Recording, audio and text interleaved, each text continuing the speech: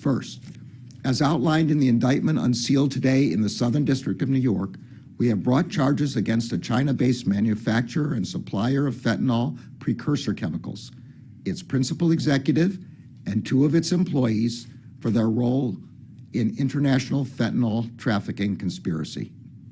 As outlined in the indictment, we allege that the defendants openly advertised the sale of fentanyl precursors online and sought to evade law enforcement detection by using deceptive packaging. They went as far as to guarantee, quote, 100% stealth shipping. And they provided proof of their success on their websites, including a screenshot of a shipping confirmation to Culiacan, Mexico, the Sinaloa cartel's base of operations. The indictment also details correspondence and in-person meetings between the defendants and an individual purporting to be a fentanyl trafficker in Mexico with operations in the U.S. In one message, one of the defendants responded to the admission that the chemicals were being used to make fentanyl and that it was not safe with, quote, "I know." In another conversation, which took place earlier this month, 2 of the defendants allegedly discussed the need to take additional measures to protect themselves from detection and interdiction following a recent enforcement action by the U.S. government. This was an apparent reference to the charges that I announced against members and associates of the Sinaloa cartel in April. One of the defendants indicated that the U.S. government had, quote, seized some Mexican group and, quote, followed the routes to China, which was, quote, bad news for us. Over the past 8 months, the defendants are alleged to have shipped more than 200 kilograms of fentanyl-related precursor chemicals to the U.S. in order to make 50 kilograms of fentanyl.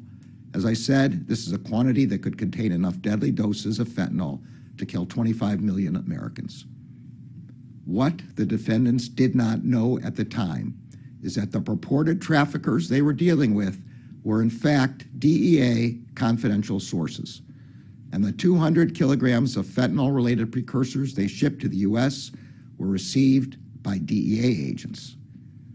2 of the defendants, the principal executive of the chemical company and one of its employees, have been arrested by federal law enforcement.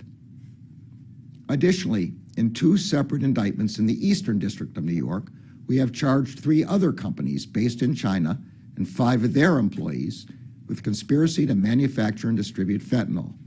As alleged in the indictments, each of these companies also supplies precursor chemicals to the U.S. and Mexico, among other places, knowing they will be used to produce fentanyl or other controlled substances. Like the company charged in the Southern District of New York, all 3 of these companies openly advertise their products all over the world and guarantee that the products they send to the U.S. and Mexico will not be detected or intercepted. To fulfill this guarantee, they likewise employ deceptive and fraudulent practices, such as mislabeling packages and making false declarations at border crossings. But these companies also went a step further to evade testing protocols and relevant regulations. They added what are known as masking molecules to their fentanyl precursor chemicals. Once these masking molecules are added, the chemical signature of the precursor is changed. That means when it's shipped, it appears to be a new, non-fentanyl precursor substance.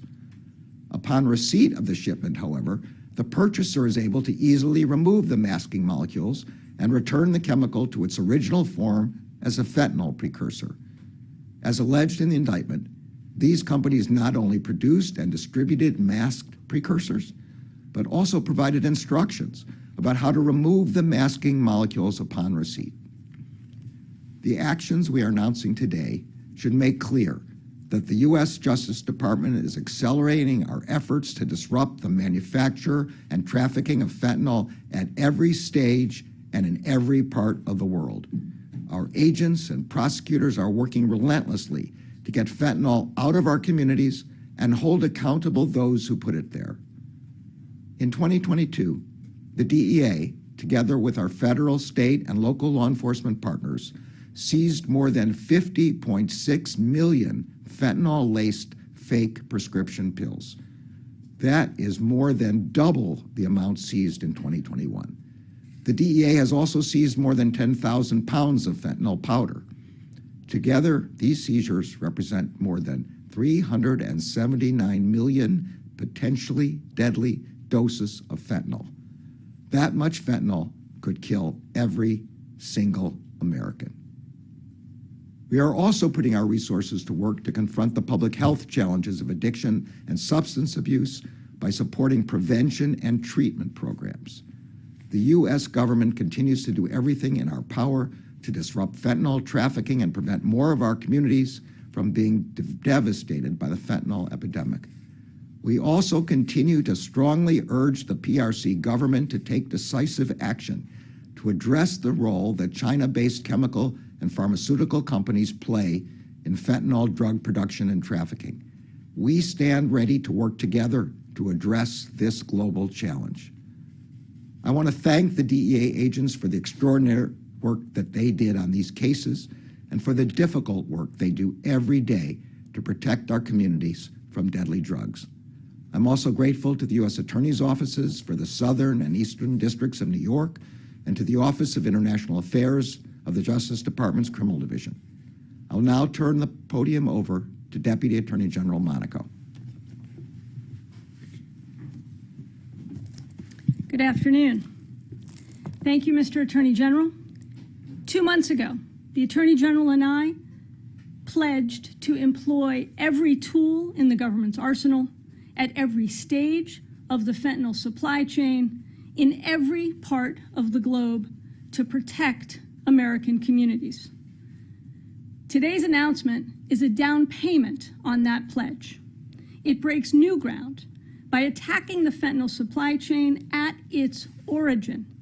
For the first time, we are charging Chinese chemical companies and their employees for conspiring to manufacture and export fentanyl precursor chemicals and circumvent customs laws.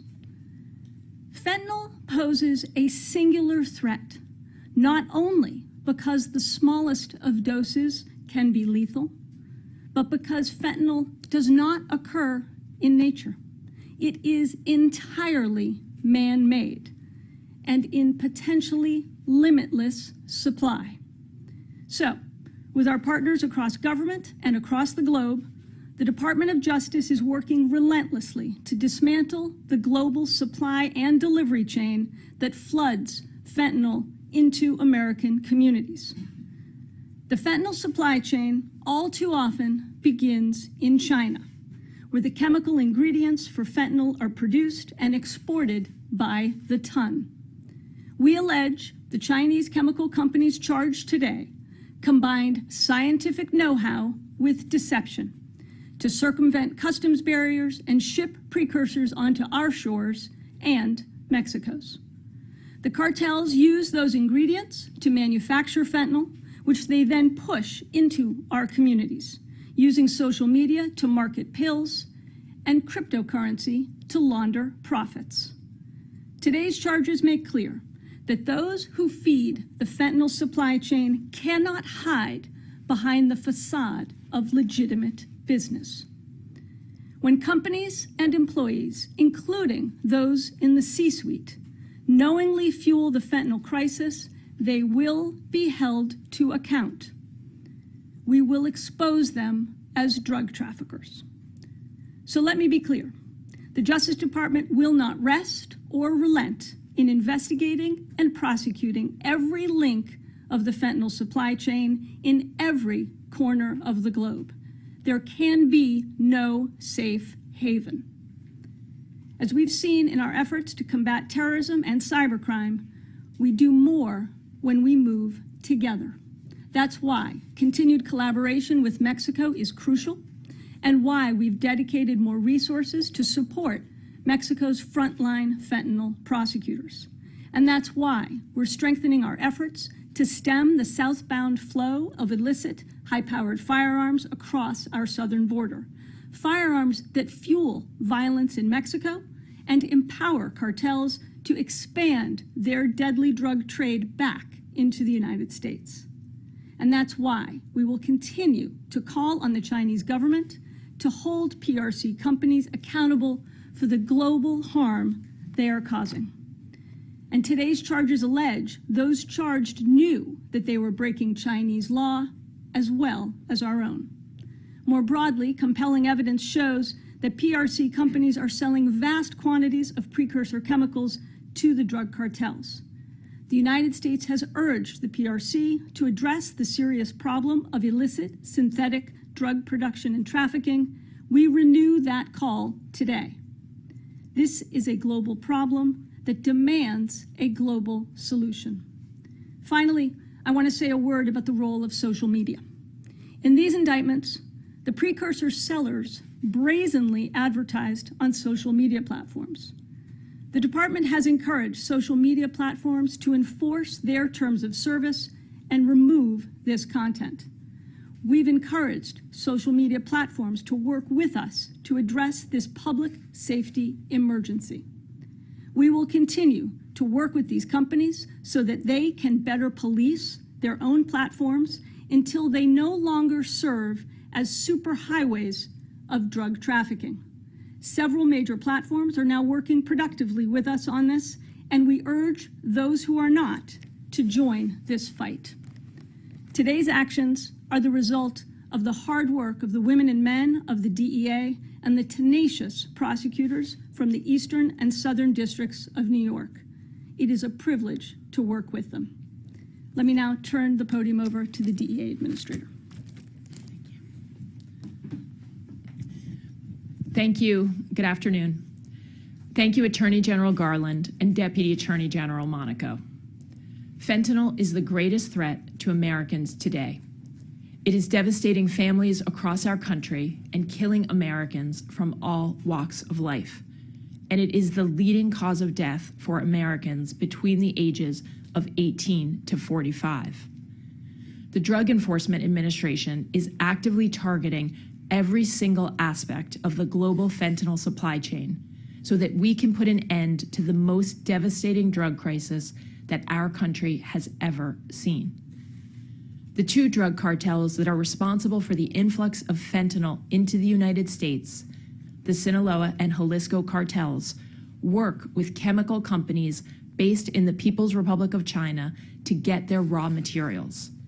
Those companies and the individuals who work for them provide drug traffickers with the necessary ingredients to make chemicals called fentanyl precursors.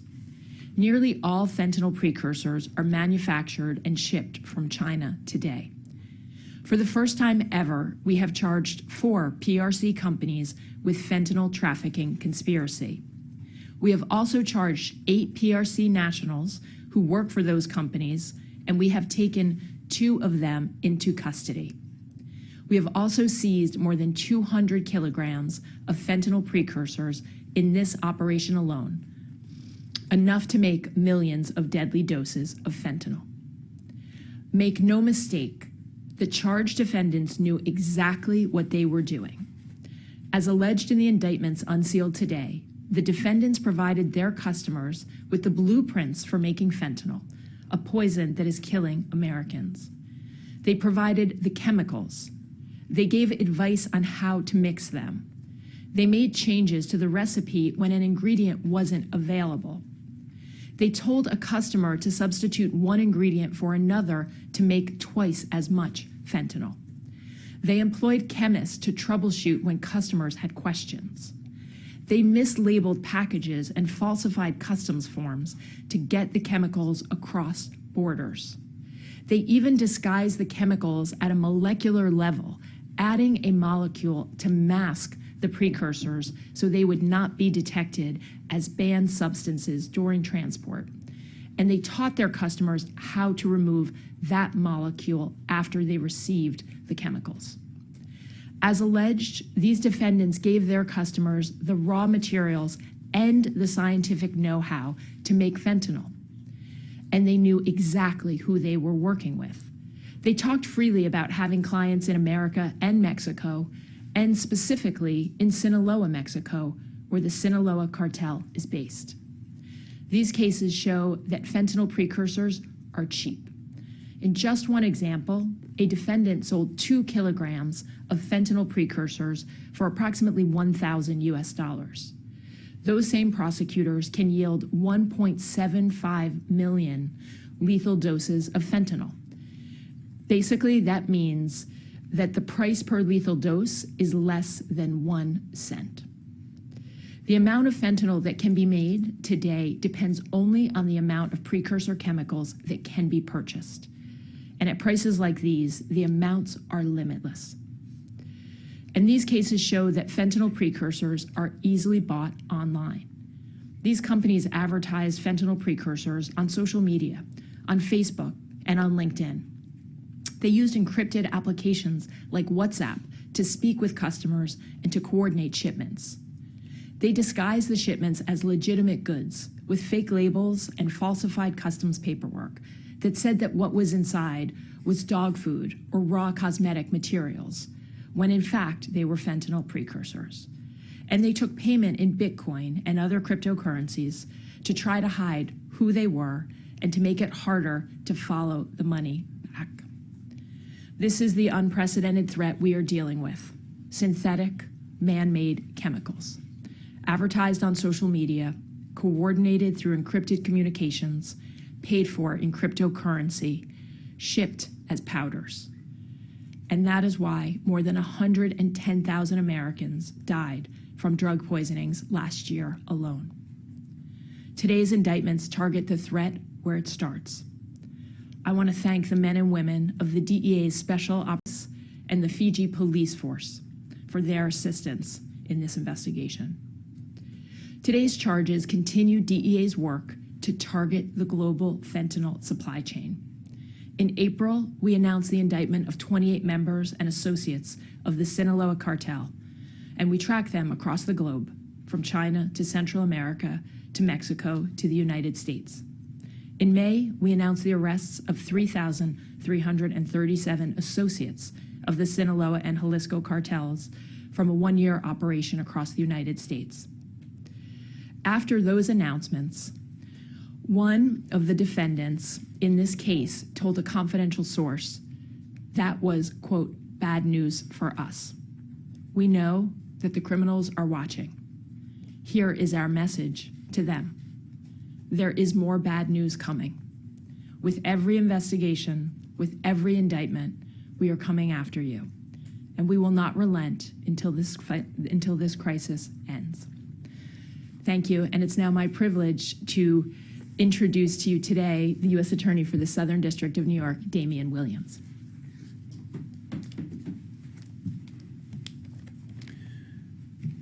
Back in April, when we announced groundbreaking charges in the Southern District of New York against members of the Sinaloa cartel and others, I said that case was the most important of my tenure as U.S. Attorney. That's because fentanyl is the law enforcement and public health crisis of our time. The indictment unsealed today in the Southern District of New York is the next step in our fight against fentanyl. Today, we target the very beginning of the fentanyl supply chain, the Chinese manufacturers of the raw chemicals used to make fentanyl and its analogs. We've charged a Chinese precursor chemical company, and that's not all. We've charged and arrested some of the individuals who work at the company. That includes a corporate executive and a marketing manager. They're in American handcuffs, and they're going to face justice in an American courtroom. The company we've charged, Marvel Biotech, sought to profit off an opioid epidemic that is killing hundreds of thousands of Americans. The company openly advertised and sold fentanyl precursor chemicals, knowing that these chemicals were destined for New York City, knowing that the chemicals would be turned into fentanyl, and knowing that that poison could kill. Over the course of this investigation, Marvel Biotech shipped to the United States more than 200 kilograms of precursor chemicals used to make fentanyl and its analogs. And for this company, 200 kilograms was apparently only a drop in the bucket. As alleged in the indictment, Marvel Biotech has also made efforts to thwart law enforcement, seizure of their shipments, including deceptively packaging precursor chemicals in containers for dog food or motor oil.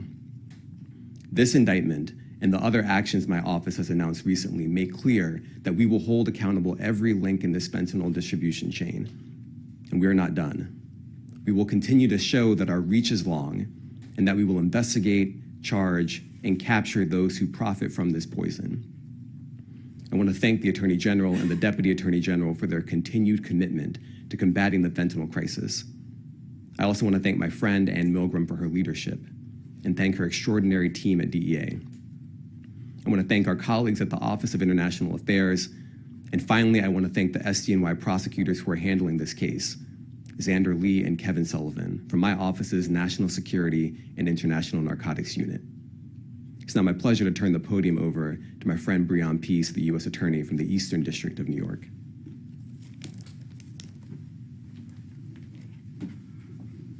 Thank you, U.S. Attorney Williams, and good afternoon. Today, we unsealed 2 indictments, collectively charging 8 defendants, including 3 Chinese chemical companies and 5 Chinese nationals with, among other crimes, conspiring to manufacture and import fentanyl to the United States. These indictments are among the first in the nation, but not the last, involving companies that provide raw chemicals to drug traffickers, knowing that these chemicals will be used to make and distribute fentanyl in the United States. These charges are the culmination of a year-long investigation which uncovered that the defendant companies manufactured and stockpiled fentanyl precursors, the chemicals and substances used to manufacture fentanyl, and employed chemists to help them market and sell the substances. The defendant companies openly advertised their products all over the world, including on social media platforms. And while the defendants largely sold the components of fentanyl, most of which were ostensibly legal, they did so as conspirators and accomplices, knowing these substances would be used in a fentanyl manufacturing scheme. As this prosecution shows, that is a crime. This is akin to a company selling the components for a bomb, knowing they would be used to make an explosive. We know too well that the witch's brew of fentanyl chemicals cooked by the drug traffickers can be just as deadly. The defendants sent their chemicals to the U.S. and Mexico by boat and air using public and private international mail and package carriers. And to prevent detection and interception of chemical products at the borders, the defendant companies employed deceptive and fraudulent practices, such as mislabeling packages as other innocuous products, such as cosmetics or food additives, falsifying customs forms, and making false declarations at border crossings. The defendants also disguised known fentanyl precursors to avoid detection and seizure by law enforcement by adding masking molecules, thereby changing the chemical signature of the underlying precursor chemicals to make them harder to detect while passing through customs and other inspections. These altered substances could evade testing protocols and relevant regulations by appearing to be a new substance. Such masking molecules are easily removed, enabling the purchaser to return the substance to its original form. The defendants even provided instructions about how to remove the masking molecules, ensuring their customers were able to use the banned precursor chemicals to manufacture fentanyl. And the defendants gave instructions on how to increase the amount of fentanyl the precursors would produce, and advice on which chemicals to buy to replace banned precursor products. Our investigation also revealed the defendants' connections to Mexican drug cartels. The defendants communicated with suspected associates of the Sinaloa cartel and the CJNG in Mexico. They advertised their, quote, best-selling products in Mexico, and even maintained warehouses in Mexico to store precursor chemicals. The chemicals provided by the defendant companies have enabled cartels and other drug trafficking organizations to produce fentanyl in clandestine laboratories in Mexico on a massive scale for subsequent distribution in the United States and elsewhere. The materials and instructions provided by the defendant companies and companies like them have directly caused and contributed to the influx of deadly fentanyl into the United States. Now, the defendants hoped that by selling only the components of fentanyl, or by masking the chemical structures of precursors, or mislabeling their products, that they could escape scrutiny and accountability. This prosecution proves them wrong. And to the companies and the employees that supply fentanyl precursor chemicals, knowing that they will be used to make illegal fentanyl, you are drug suppliers, and you're also drug traffickers. We will identify you and prosecute you to the fullest extent of the law. The charges brought today exemplify our office's battle against fentanyl, which is inflicting untold tragedy in New York City, Long Island, and across the nation. We will not rest until this crisis is brought to an end. So I want to thank people who were involved in this investigation. I want to first thank you, Attorney General Garland, Deputy Attorney General Monaco, and DEA Administrator Milgram for their leadership in combating the fentanyl crisis. I'd also like to give special thanks to our law enforcement and agency partners, including DEA New York, DEA Mexico, DEA Diversion Control Division, DEA Special Testing and Research Laboratory, United States Customs and Border Protection's New York Field Office, the Internal Revenue Service's New York Division, and United States Postal Inspection Services of New York. I'd also like to thank the team from my office who have worked tirelessly to protect our community. Assistant United States Attorneys Francisco Navarro, Eric Polson, Chan Edwards Balfour, and Adam Amir, and investigator George Dietz. Thank you. Questions? David Smith. Yes, hi, thank you. I have a on topic and then an off topic. On the on topic on fentanyl, this is unique in the sense that we're talking now companies before we talked more of individual people and cartels. Where does this idea of going after companies fit into the overall picture of fighting fentanyl? Should more companies be on alert? Well, the answer to that is yes. We are applying a network approach to this. We are going to follow fentanyl all the way from the precursor companies to importation either into Mexico or into the United States, to manufacture in clandestine labs, to crossing the border or clandestine labs in the United States, to transfer within the United States, to sales on the streets. I'd like to give Administrator Milgram a chance to explain the strategy for a moment. I promise to get back to you on the other question. I would echo what the Attorney General has said. Our approach right now, our mission is simple: to save American lives by stopping fentanyl, defeating the two cartels that are responsible, and by working relentlessly across the entire network of the global fentanyl supply chain, which is right now led by those two cartels that we mentioned, the Sinaloa and Jalisco cartels. As I said, the amount of fentanyl that can be made is limited only by the amount of precursor chemicals that can be purchased and used to make fentanyl. And that's why we have to be relentless at every single part of this supply chain, and in particular starting where it begins, which is with the precursor chemicals that right now are coming mostly from the People's Republic of China. There are companies and individuals, many of whom we've charged today. Other individuals we charged as part of the Chapitos indictment in April, and we have many ongoing investigations into every single part of the network that the Attorney General just described. David, you had another? Sure. On my other question, yesterday, whistleblower testimony came out from an IRS supervisory special agent, current supervisory special agent, who insists he was in a meeting with U.S. Attorney David Weiss, who in October 2022 claimed in front of multiple people that he was told not to pursue the Hunter Biden investigation, not to bring charges in 2022. You said previously you've stayed out of the Hunter Biden investigation. It's been on David Weiss to figure that out. Can you once and for all shed a little light? There seems to be a little confusion on what's going on here. I'd be happy to. As I said at the outset, Mr. Weiss, who was appointed by President Trump as the U.S. Attorney in Delaware and assigned this matter during the previous administration, would be permitted to continue his investigation and to make a decision to prosecute any way in which he wanted to and in any district in which he wanted to. Mr. Weiss has since sent a letter to the House Judiciary Committee confirming that he had that authority. I don't know how it would be possible for anybody to block him from bringing a prosecution, given that he has this authority. And he was never told no. I say he was given complete authority to make all decisions on his own. Next question. Rush. Mr. Garland, just to follow up on that, one of the allegations that one of the IRS supervisors apparently made involved the fact that Mr. Weiss reportedly wanted to have the powers you've conferred on special counsels. Was that request ever made? And if so, did you Why did you reject it? It was not. The only person with authority to make somebody a special counsel or refuse to make somebody a special counsel is the Attorney General. Mr. Weiss never made that request to me.